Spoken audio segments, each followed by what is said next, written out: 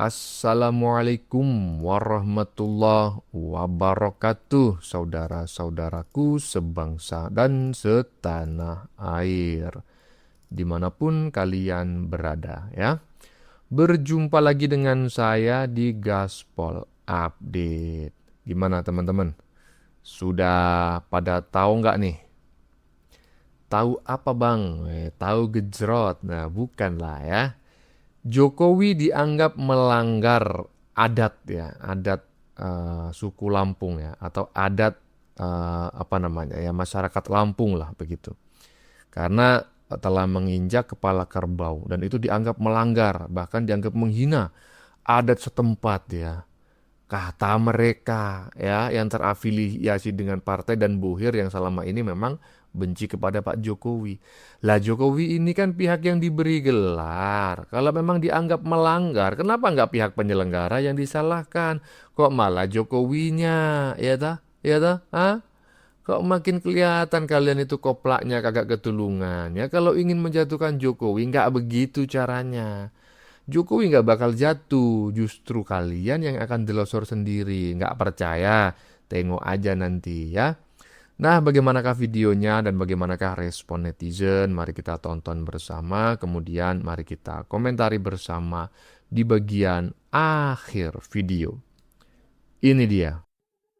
Ini mengatasnamakan sebagai Perdana Menteri Kerajaan Adat Kepaksian Pernong, lalu serta-merta ikut mengomentari terkait pemberian gelar terhadap Bapak Insinyur Joko Widodo. Padahal teman-teman perlu tahu semuanya bahwa beliau ini sudah tidak diperbolehkan lagi menggunakan atau mengatasnamakan jabatan Perdana Menteri Kerajaan Adat skala Berak di Lampung. Beliau sudah tidak boleh lagi menyandang gelar itu, menggunakan gelar itu. Tetapi kenapa tetap menggunakan gelar itu? Karena seakan-akan biar memiliki hak begitu untuk ikut mengomentari, padahal sudah tidak punya hak lagi. Sebab gelarnya beliau ini sudah dicabut sejak, atau haknya ya, sudah dicabut sejak tanggal 5 Juni 2021 oleh siapa? Oleh penguasa wilayah selatan Kepaksian Pernong itu sendiri. Nah, pernyataan ini disampaikan oleh siapa? Disampaikan oleh salah satu panglima daripada panglima-panglima lain penguasa wilayah selatan Kepaksian Pernong atau Paksi Pak Skala Berak.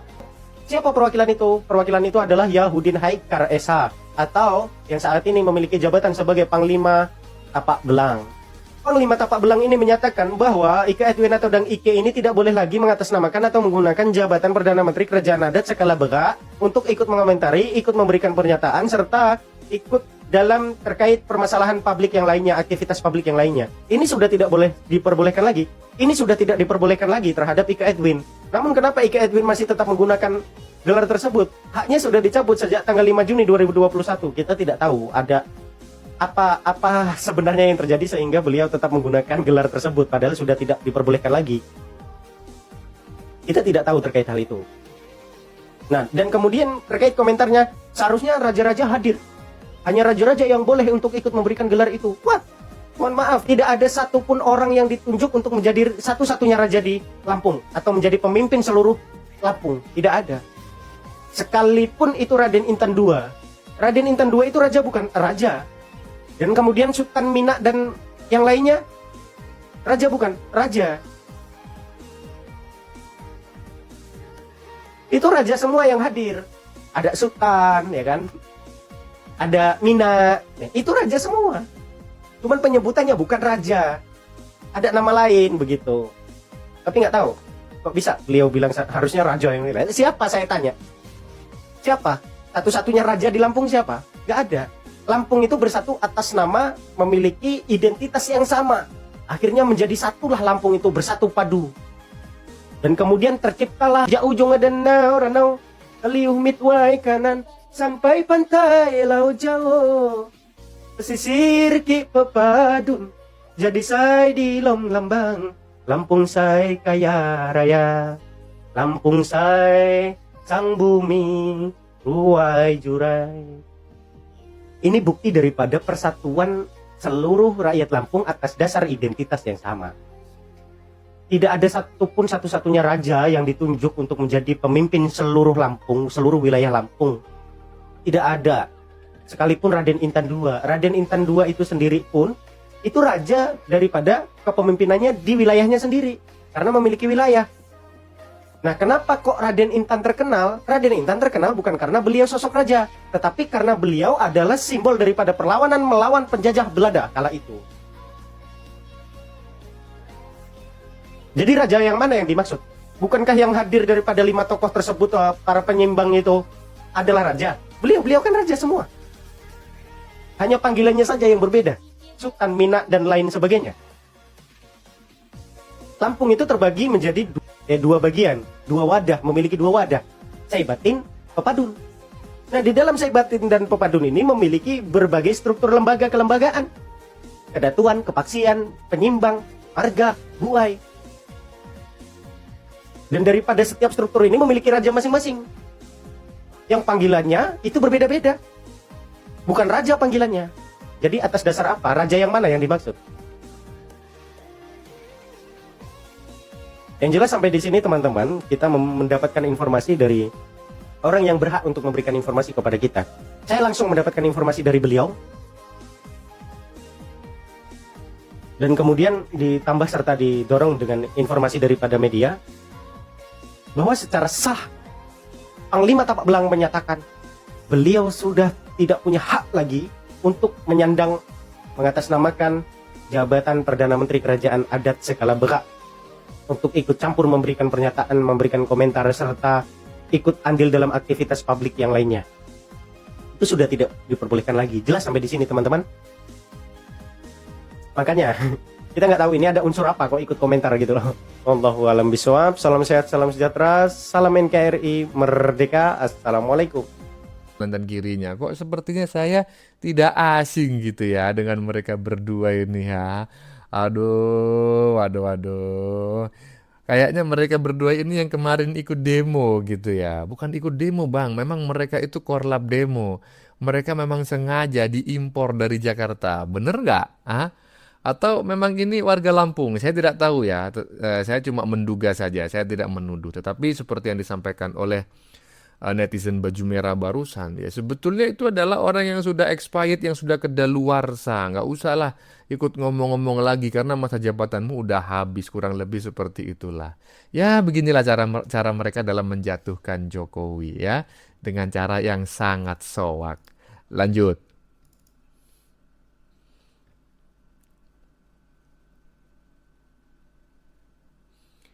Lah, coba bayangin ya. Termasuk detil-detil yang menodai tata adat itu, yaitu menginjak kepala kerbau. Dengan kata lain, menurut Mas, itu atas inisiatif Jokowi menginjak Udah kepala pasti kerbau? lah. Oke.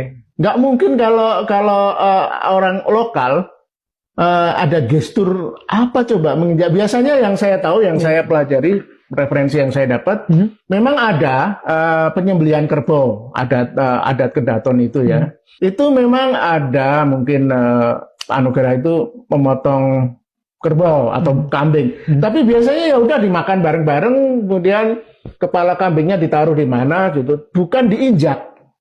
Tidak ada presidennya, itu baru pertama kali. Nah, dimakan oleh putri lah jauh hari.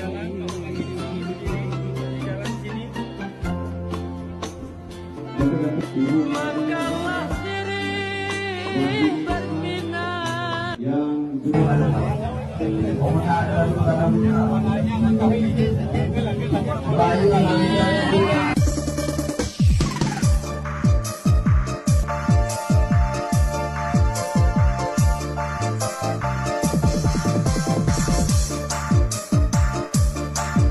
Ya kan?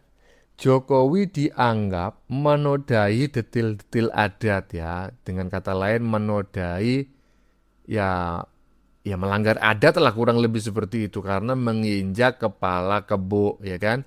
Karena itu tidak sesuai dengan apa namanya ya, pri kekeboan mungkin ya, atau pri kebinatangan ya. Karena selama ini kita hanya mengenal istilah pri kemanusiaan ya, yang adil dan beradab. Nah, ini mungkin pri kebinatangan dan pri kekeboan yang adil dan beradab gitu. Ya cuma masalahnya kalau memang itu dianggap sebuah pelanggaran gitu ya, seharusnya itu yang menjadi sorotan ya, yang dipersalahkan itu adalah pihak penyelenggara, bukan Jokowinya. Jokowi ini kan diundang, ya kan?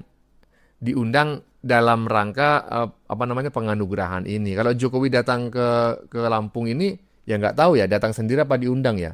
Dengar-dengar sih diundang ya, diundang oleh masyarakat Lampung gitu kan.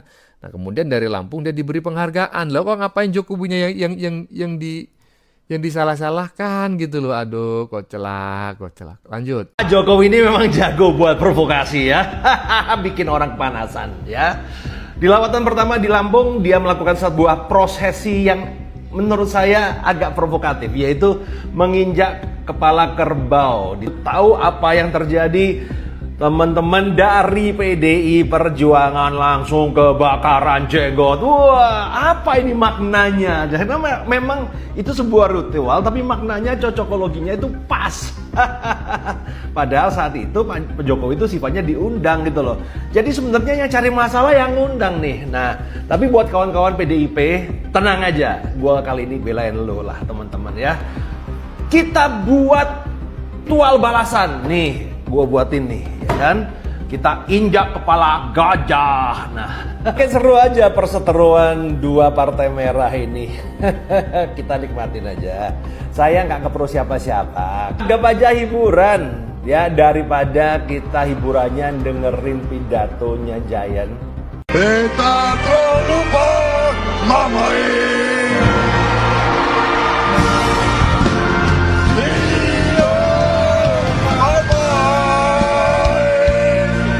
Ya iyalah, jago emang Jokowi. Pak Jokowi emang jago ya. Karena yang diinjak oleh Pak Jokowi itu sebetulnya bukan kepala kebo beneran. Apa bang? Itu kepala partai. Aduh. Mau ketawa takut dosa. Aduh. Jokowi hebat kali kau ya. Hanya dengan satu kali datang ke Lampung ya. Belum ke daerah lain loh. Jokowi ini kan mau safari politik gitu ya, mau menemui rakyat gitu kan. Nah ini baru ke Lampung aja. Ini satu partai udah stroke massal gitu loh. Gara-gara kepala Pak Jokowi itu menginjak kepala kebo. Kenapa nggak sekalian nginjak kepala Mak Lampir? Aduh. Lanjut. Ya, ini jadi bukti bahwa rakyat itu bukan menginginkan Jokowi bagi-bagi amplop, Jokowi bagi-bagi sembako, tapi mereka hanya ingin bertemu dengan Presiden Republik Indonesia ke-7 tersebut. Mereka ingin mengucapkan terima kasih atas jasa-jasa beliau. Mereka ingin menemui langsung untuk mengucapkan terima kasih. Nah, disinilah bagaimana animo masyarakat ketika Jokowi turun ke Lampung kemarin begitu tinggi. Kenapa? Karena memang rakyat masih sangat mencintai Jokowi. Terbukti dari sampai akhir kepemimpinan beliau, tingkat kepuasan publik masih di atas 70%, yang itu sangat luar biasa.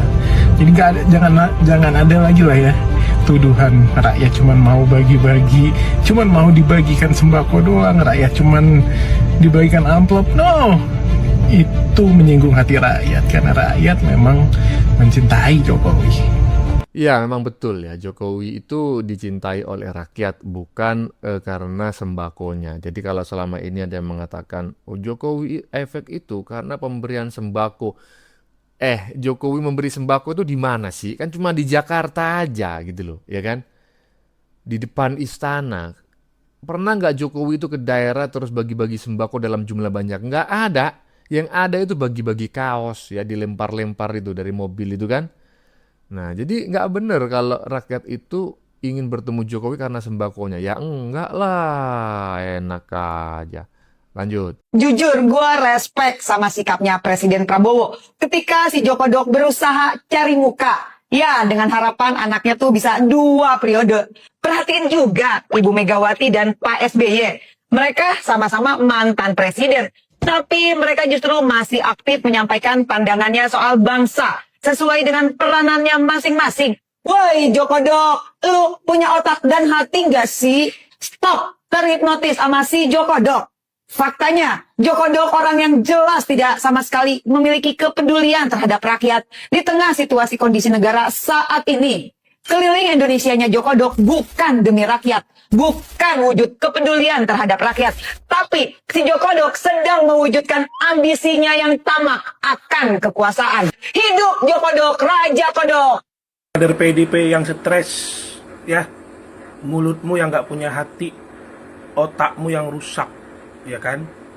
Kau bangga-banggakan Megawati. Kau kirain Megawati nggak gila kekuasaan? Kenapa sampai sekarang itu yang namanya ketua umum PDIP nggak pernah diganti? Apa nggak gila kekuasaan? Kau cek berapa keluarganya Megawati yang ada di dunia politik menjadi anggota dewan. Tidak gila kekuasaan. Puan Maharani sampai sekarang menjadi ketua DPR. Padahal nggak ada jelasnya juga kerjanya. Jadi jangan sok ngomong-ngomongi masalah Jokowi doang tahu. Dan kau bilang Jokowi cari muka sama Prabowo, kebalik Prabowo yang cari muka sama Jokowi, minta dukungan, makanya dia menang. Dan Jokowi keliling Indonesia, apa urusannya dengan kau? Kenapa kau kepanasan? Kenapa PDIP ini banyak sekali kader-kadernya menghujat terus? Nggak bisa nunjukkan prestasi PDIP sendiri? Kau kira Jokowi juga tidak bisa memikirkan bangsa? Emang berapa kali Jokowi diundang ke istana untuk ditanyain pendapat sama presiden? Sama dengan SBY dan Megawati juga. Jadi jangan sok merasa paling benar. Tuh, mulutmu jaga dulu, adabmu jaga dulu dalam berbicara. Jangan sombong, jangan sok apa yang sudah kau lakukan. Kau untuk jadi anggota dewan aja nggak lolos. Itu aja kau pikirkan. Kau untuk jadi anggota dewan aja nggak jadi. Itu pun dewan tingkat daerah ya, DPRD nggak jadi. Waduh, seharusnya kalau kau ingin jadi anggota dewan ya, walaupun di tingkat daerah, perbaiki bacotmu. Ya, buluk ya, jangan banyak bacot. Apalagi menghina, mencaci. Aduh, Jokowi juga yang dihina. Jokowi itu dicintai oleh rakyat. Seharusnya kalau kau ingin dicintai oleh rakyat, seharusnya kau minimal itu pura-pura lah gitu ya, mendukung Jokowi. Minimal pura-pura gitu loh. Kok malah menyerang, ya semakin jauh kau sama rakyat. Ya, lanjut.